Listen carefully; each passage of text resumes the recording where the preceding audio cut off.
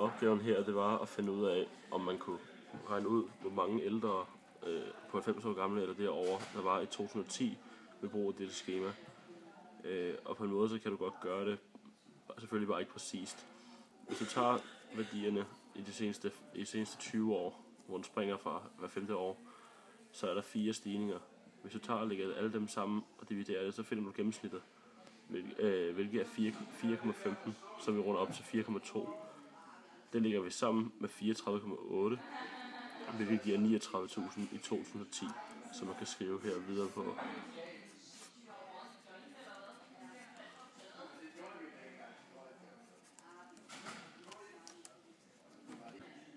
Okay, opgave B. Hvornår var der over 21.000 danskere, der var over 90 år?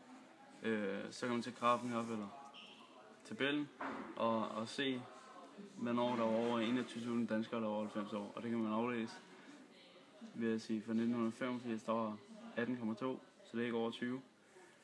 Men fra 1990 og op efter til 2005, der var over 20 hele vejen. Meget over 20. Hvad betyder begrebene uafhængig variabel, afhængig variabel og funktionsværdi? Hvis vi ser vores funktion her, så er den uafhængige variabel, det er x'et. Det vil sige, at man selv bestemmer, hvad man skal sætte ind der. Den afhængige variabel, det er y'et. Den er afhængig af alle variablerne i ligningen for at for at få det rigtige resultat.